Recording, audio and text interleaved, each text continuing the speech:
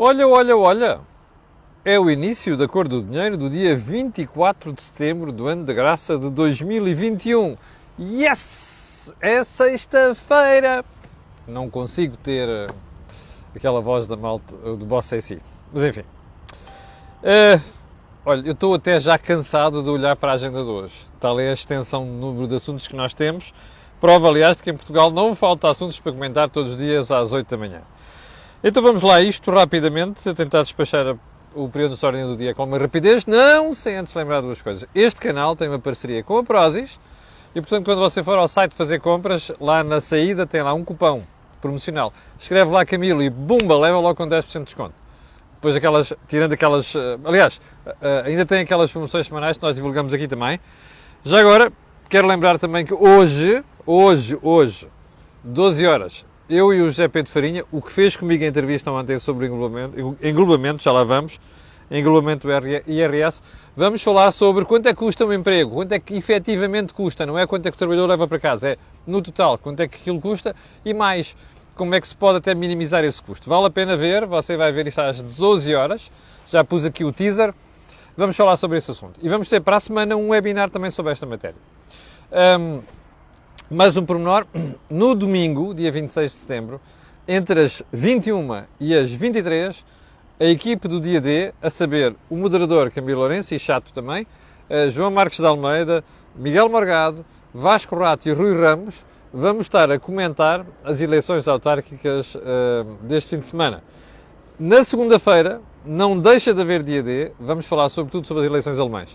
Portanto, agora feito todo este disclosure, e todas estas notas, vamos então à edição de hoje. O primeiro ponto é o problema do preço do gás. Eu mostrei-lhe aqui há dias o gráfico dos preços do gás e disse-lhe, aliás, até citei aqui o Financial Times, aqui está ao contrário para você, vou recordar, olha ali aquela subidazinha, parece um saltinho de cavalo, não é? Este aumento do preço do gás, que se mantém já há alguns meses, vai continuar, ok? E não é só do preço do gás, do preço da eletricidade também. E a gente já vai falar sobre isso. Bom, primeiro ponto, vai continuar nos próximos meses.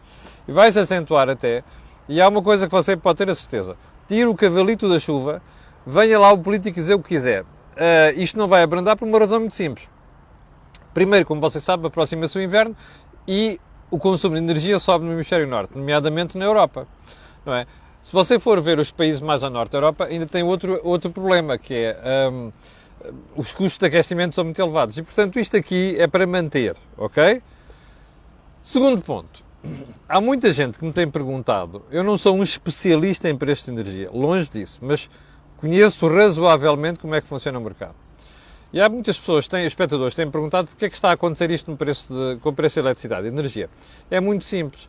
É politiquice europeia mal feita. Porque é assim, nós aceleramos muito a história da descarbonização da economia. Eu não estou a dizer que seja mau, percebe? Estou a falar de politiquice. E porquê? Porque os políticos resolveram embarcar nisto a correr para ficarem bem perante as opiniões públicas e porque os movimentos ambientalistas ganharam uma dimensão brutal nos últimos anos. E de um momento para o outro ficámos descalços. Eu explico-lhe. Há uma série de centrais, aliás, de produção de energia a carvão que deixou de existir. E alguma dessa produção deixou de existir assim zip de um momento para o outro. Percebe? Só em Portugal são 2 gigawatts. Está a ver? 2 gigawatts. Ora, para quem tem um mínimo de noção do preço da energia e do que é que significa a energia, isto é muita coisa. Não se devia fazer? Claro que se devia fazer. O problema é a rapidez com que se fez. Bom, e o problema é que, entretanto, você não queima carvão, queima o quê? Queima gás, não é? Porque as renováveis não respondem a tudo, porque a energia hídrica nós temos que saber racionar a água porque está a chover menos, com exceção do ano passado. Portanto, todas estas marmeladas provocaram o quê? É preciso satisfazer o consumo de energia, não é? Industrial e doméstico. Pois, então tem que se ir buscar a algum lado, vai-se buscar ao gás. Está a ver o preço do gás? Bom, e está a ver o que é que vai acontecer nos próximos tempos. Pronto. Ou seja, existe um desequilíbrio no mercado, não vale a pena negá-lo, e enquanto isto não for reposto, vai ser um sarilho. Bom, você diria, está bem, mas tínhamos nuclear. Aonde? Em França. 80% da energia em França é produzida e consumida, é essencialmente nuclear.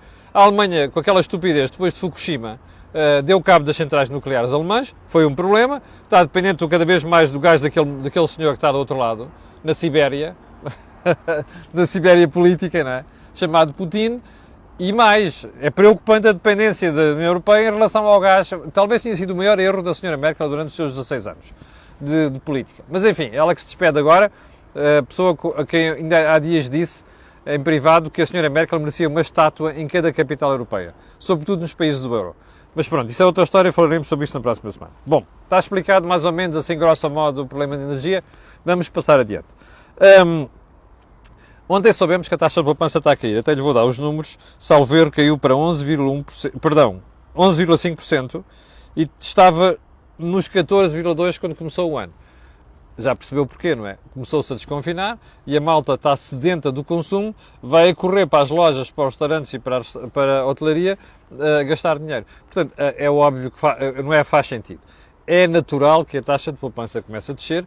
O que não é natural é se as instituições, os bancos, as seguradoras, os fundos de investimento... Fundos de investimento? Sim, dava jeito, dava jeito a que não lhe dessem pontapés no baixo vento. Mas já lá vamos sobre isso. Portanto, dava jeito que se lançar uma campanha importante para levar os portugueses a pouparem mais. Porque os portugueses não poupam o suficiente para aquilo que são as necessidades de desenvolvimento da sua economia. Bom, ponto seguinte. Aqui está. Mais de metade dos 16 mil milhões de euros do Plano de Recuperação e Resiliência já foram contratualizados. Soubemos nós ontem. Medo. Muito medo. Por duas razões.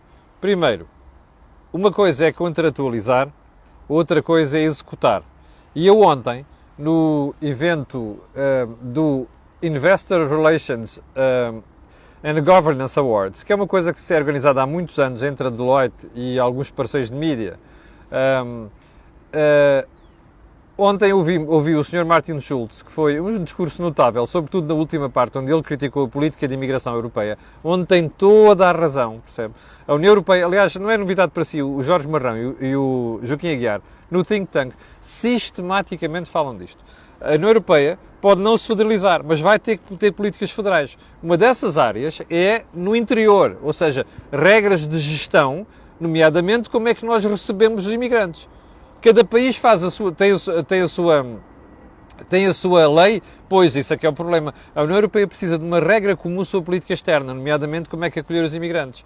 E o Sr. Schulz falou isto ontem. Foi talvez o aspecto mais importante, mais interessante do discurso do Sr. Schulz. E ele dizia, há 25 anos que eu digo isto. E depois vão a certos países e digo assim, meus senhores, precisamos de uma política de imigração europeia. Eles, mas nós não temos imigração.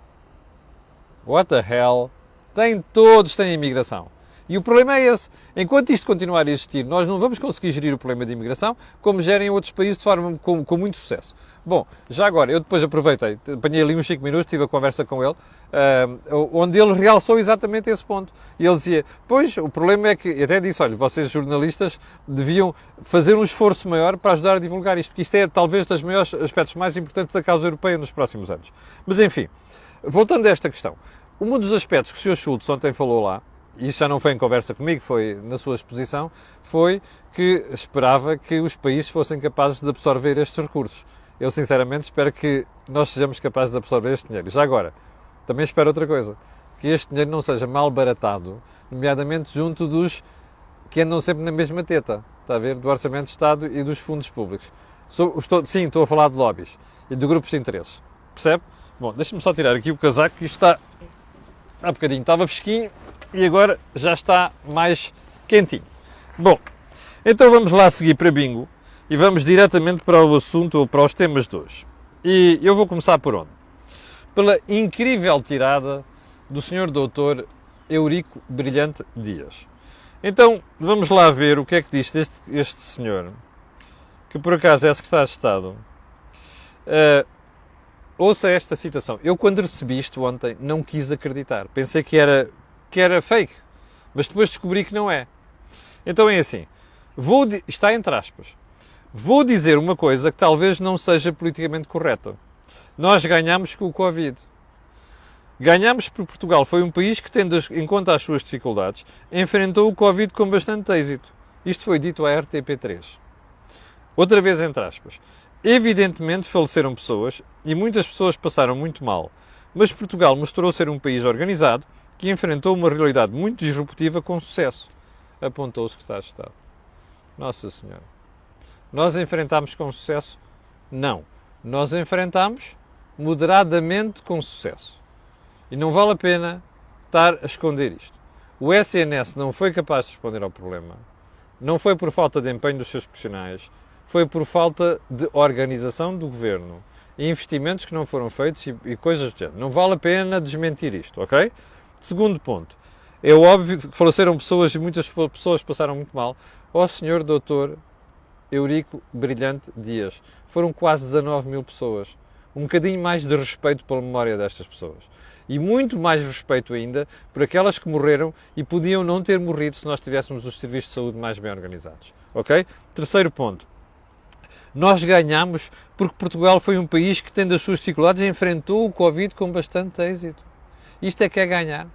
Bom, eu não sei o que é isto. A mim disseram-me que ele terá dito isto em Paris. Se calhar foi o facto de estar fora do Paris, ter-se empolgado, que o levou a dizer esta brincadeira. Eu já lhe disse aqui várias vezes, já escrevi nos meus artigos no Jornal de Negócios. Eurico é brilhante, mas tem dias. E eu acho que aqui, desculpem, Eurico foi muito pouco brilhante a dizer estas coisas. Eu sei que nas últimas horas ele já veio dizer que lamentava que as suas declarações tivessem sido mal entendidas. What the hell? Não foi mal entendido. O senhor é que falou mal. O senhor é que utilizou mal as palavras. É sempre, já reparou, isto é um complexo do Costa. O Costa passa isto tudo para os seus ministros e secretários de Estado. Quando acontece algum problema, a culpa nunca é deles, é dos outros. Neste caso é dos tipos mal intencionados que perceberam isto mal. Ó, Sr. Dr. Eurico Brilhante Dias, que é brilhante, mas tem dias. Isto não é um problema nosso, é um problema seu. O senhor é que disse isto. Portanto, não venha tirar as culpas para cima de nós. Mas que raio! Cresçam! Sejam crescidos! Não sejam meninos de recreio de escola. Quando cometem uma gafa, a culpa é sempre dos outros. Mas o que é isto? Bolas, caramba, pá! Pá, um gajo até se irrita logo às 8 da manhã, pá. Xissa! Que é para não dizer a palavra pior, depois banem-me aqui no Facebook e no YouTube. Mas enfim. E é isto que a gente tem. Sumário. Vamos então para os pontos principais do programa de hoje. Afinal, a economia cresceu menos do que se pensava no segundo trimestre. Bom, 2 pontos. Você está surpreendido? Eu não estou. Ok? Agora, há uma coisa que eu estranhei ontem. Não termos tido uma conferência do Sr. Ministro das Finanças. Há lá Mário Centeno e também há lá João Mãos de Tesoura, também conhecido por João Leão, nome de batismo. Ok? E digo isto porquê? Porque há umas semanas eu referenciei-lhe aqui que uma intervenção do Sr. Ministro das Finanças, ele dizia a forma pujante, fantástica, estamos a crescer isto, a crescer aquilo. Eu, na altura, se você se recorda, realcei aqui, atenção, ó rapaz, se tu caíste muito no primeiro trimestre, se tu caíste muito no trimestre igual do ano passado, homólogo do ano passado, é natural que agora isto dê um salto. Está a ver ou não? Lembra-se de ter dito isto? Bom, afinal, a economia não se portou tão bem. Eu não me regozijo com isto, percebe? O que eu acho estranho, não gosto, é que quando é assim, os governantes não deem a cara. E a dizer assim, olha, afinal entusiasmámos-nos, não foi bem assim, ok? Crescemos menos do que a gente estava a pensar que tinha crescido. Valia a pena serem um bocado mais honestos e mais humildes e não passarem o dia a fazer aqui, ou melhor, a vida, a fazer aqui campanha eleitoral permanente. Bom, vamos seguir para a frente. Mas, quer saber mais? Está até na manchete do meu jornal de hoje. O meu jornal, como sabe, é o Jornal de Negócios. Está aqui ao contrário, eu peço desculpa, mas o que é que diz a manchete? Famílias tiveram 1 ano a perder rendimento. Dados do INE mostram... INE, não é do think tank privado, outra coisa, nem a opinião do Camilo Lourenço, não são opiniões, são factos, ok? Dados do INE mostram uma realidade diferente da que vinha sendo reportada. Está a ver isto? Bom, o que eu acho mais curioso é que houve gente que oficialmente andou a dizer isto. É óbvio, você recorda-se de muitas vezes que nós falámos aqui, nós e outras pessoas, não estamos sozinhos, felizmente a Coordenadora não está sozinha nestas matérias, na análise, e que disseram assim, pá, mas realmente é estranho, com esta queda de economia, com o problema de confiança que há, bom, porque andavam-nos a vender, sobretudo o governo, que não, estava tudo bem, lembra-se o primeiro-ministro? Não, nós aguentámos o desemprego, nós não deixámos cair o rendimento das famílias, não sei das quantas, está aqui a verdade. Andámos 1 ano a dizer que afinal não tínhamos perdido rendimento. Tivemos um ano a perder rendimento, são dados do INE. Já agora gostava mesmo de saber porque é que o INE não foi capaz de apanhar estas realidades mais cedo. Isto só começou a mudar no primeiro trimestre deste ano. Está a ver como é que as coisas se fazem? Bom, sim, isto é uma crítica ao INE. Bem, terceiro ponto. Vamos voltar ao englobamento para efeitos de IRS. Veja só como é que estão as coisas. Já agora só um pormenor. Não se esqueça de ir ver a entrevista que eu fiz ontem ao José Pedro Farinha, da Visão. Porquê? Porque eu pedi ao José Pedro para criar um conjunto de situações e simular para ver o que acontecia com a IRS. E você tem lá variedíssimas situações, desde 10 mil euros até pessoas que ganham 120 mil euros por ano, ok? Desde 10 mil euros por ano até 120 mil euros por ano. Você vai lá ver o efeito que aquilo tem no IRS, ok? No caso de 120 mil euros, dirá você, está bem, quantos portugueses já ganham 120 mil euros por ano? São poucos, mas a questão não é essa. A questão é, se você quiser importar cérebros do exterior para Portugal, ou até se quiser trazer gente de fora para Portugal, ou inclusive portugueses que foram para fora, eu conheço miúdos de 20 e poucos anos no estrangeiro a ganharem mais de 200 mil euros por ano, percebe? Gente muito competente, gente muito boa. Ora, eu gostava que esse pessoal viesse a Portugal. E, sobretudo, com aquela credibilidade que eles têm lá fora já, trouxessem capital para Portugal. Deixe-me fazer-lhe uma pergunta. Vá lá ver os dados do José Pedro Farinha para você perceber qual é o efeito que isto tem no IRS das pessoas. É um porradão. Há ali casos onde a pessoa paga 60 mil euros por ano. Percebe? Primeira pergunta. Você consegue ir buscar portugueses que estão lá fora e que emigraram com este IRS? Bola! Segunda pergunta. Você consegue trazer estrangeiros para Portugal que querem viver cá? Gente com dinheiro. Eu preciso de gente com dinheiro em Portugal, caraças, não é? Preciso que eles gastem. Bom, lembra-se do seminário com a Caixa de Depósitos, na terça-feira? Era sobre isto. Como é que a gente vai buscar gente fora para gastar dinheiro em Portugal, no turismo residencial? Eu preciso de fixar gente fora aqui. Gente com dinheiro, porque essa gente é que vai fazer enriquecer Portugal. Eu não me importo de servir os outros, não é? O servir no turismo não é mau. Mas eu preciso de ter condições para trazer essa gente para cá. Bom, é com este IRS que a gente consegue fazer isto? Bom, você dirá, você mesmo disse que o Governo diz que não vai tributar as rendas e mais os juros em englobamento. Pois, mas já, não sei se já viu hoje, alertaram-me logo esta manhã, eu já, porque já tinha reparado, mas enfim, só basta que tenho espectadores muito atentos, então veja lá, eu acho que diz, exatamente, olha que diz aqui o Expresso, olha aqui em baixo, ok? Está ali em baixo, aqui assim. Hã? Diz o quê? Eu sei que não se vê bem, que está ao contrário, peço desculpa. Diz assim, o Governo vai subir o IRS sobre rendas e o capital. O capital é o que você faz aplicações e recebe remunerações, juros nomeadamente. E sobre as rendas, vamos lá fazer uma pergunta. Você sabe quanto é que paga hoje em dia quando arrenda um imóvel? 28%. Mais de um quarto do que você recebe da renda, você paga ao Estado, taxa liberatória. Pergunta, você vai agravar isto mais? Então, é burro, não é? Não há outro termo para dizer isto, é burro. Porque repara assim, você tributa o consumo a 25%, perdão, a 23%. E você, a poupança, poupou, aquela pessoa que tem um imóvel, poupou, percebe? Como te explicou ontem o José Pedro Farinha, houve tanta gente em Portugal que tirou partido das taxas de juros para investir também no mercado imobiliário. Então esta gente vai levar com uma taxa liberatória superior a 28%. Isto é de burrice, percebe? Não há outro termo para designar isto. É burrice. Já percebeu porque é que é burrice? Porque estes tipos andam a prometer baixas de impostos com desdobramentos de escalões não sei quê, mas para fazer não têm dinheiro. E para fazerem os fretes todos ao PCP, ao Bloco de Esquerda e à esquerda do Partido Socialista, porque isto está no programa do Partido Socialista, é uma das razões que eu nunca votarei no PS, enquanto estiver lá, não voltarei a votar no PS, já votei em tempos. Ainda mais foi no Sócrates, enganou-me muito bem. Mas enfim, nunca voltarei a votar no PS enquanto estiverem lá no programa parvoices destas. Que é penalizar, percebe, a poupança. Que isto quer dizer penalizar a poupança e penalizar o rendimento. O José Pedro Farinha explicou isto tão bem na entrevista, vai lá ver ontem. Vai lá ver a entrevista de ontem. Que é, o património é aquilo que é mais tributado em Portugal. Mais! Isto é dar cabo, percebe, do mercado. Isto é dar cabo do mercado de habitação. Isto é dar cabo da poupança. E tudo por causa de questões eleitorais. Adormeceram, deitaram-se com o Bloco de Esquerda, com o PCP e agora andam nisto. Bom, vamos lá seguir para a frente. Porque tenho aqui uma história para lhe contar, que eu prometi ontem na entrevista. Está no meu artigo do Jornal de Negócios de hoje. Então, eu vou-lhe dizer o que é que aconteceu. O Governo, em novembro do ano passado, de 2020, criou um grupo de trabalho que é Task Force para a dinamização do mercado de capitais e juntou ao CDE isto. Eu conheço gente que está naquele grupo. Devo dizer-lhe que as conclusões preliminares do estudo que já existe, e eu já conheço, ok? São muito boas. Umas, outras, enfim, menos do que isso, mas são muito boas. Este pessoal entregou o estudo ao Ministério das Finanças há umas poucas semanas. Está no gabinete do Sr. Secretário de Estado.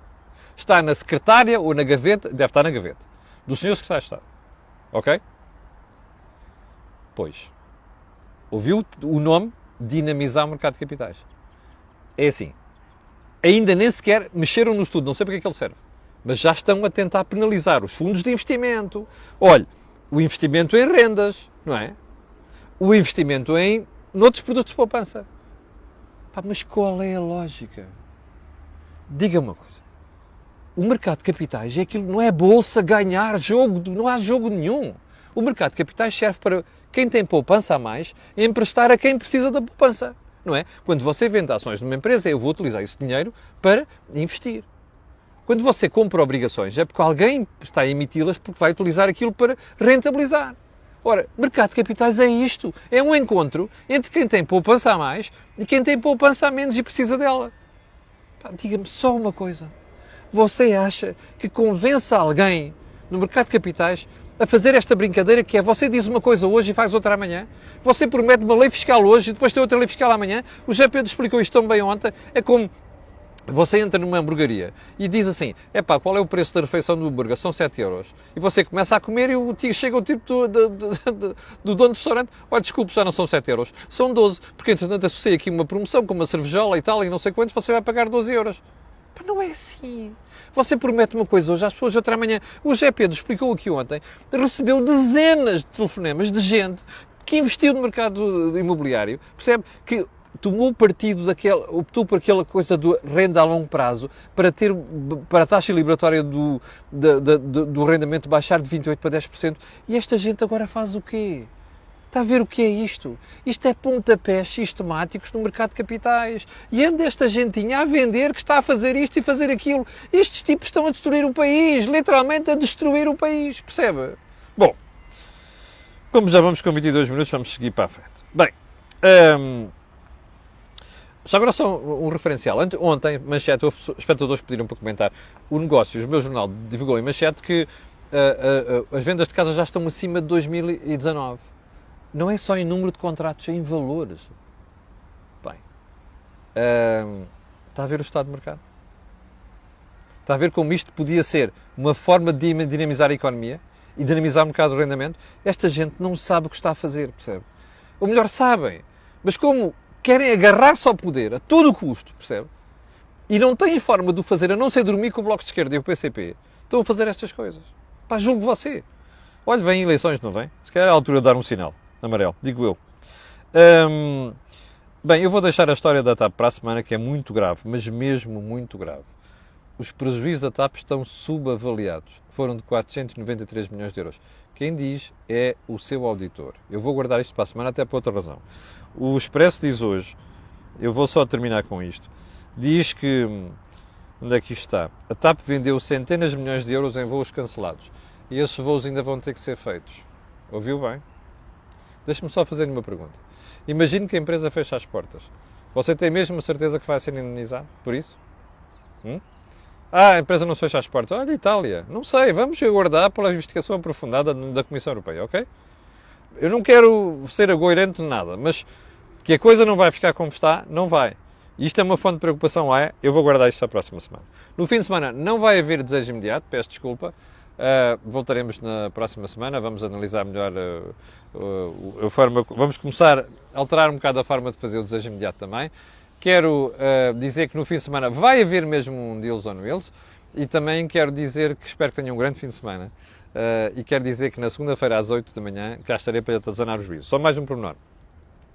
Eu, quando lancei aquele repto de candidatos às autárquicas que façam promessas, se quiserem, eu vou fazer uma entrevista para falar dessas promessas e vou-me dar a garantia de que daqui a 4 anos eu faço um inquérito às promessas que fizeram, ao cumprimento.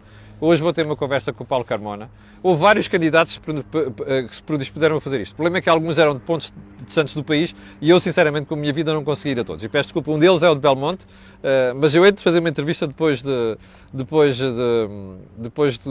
das eleições. Em todo caso, o Paulo Carmona, vou conversar com ele, que é candidato à Câmara de Sintra, vou conversar com ele por volta das 11 horas da manhã. Vai ser uma conversa rápida também. Bom, tenha um grande fim de semana novamente. Já sabe, segunda-feira às 8, cá estarei para lhe atazanar o juízo. Obrigado, com licença, e até segunda.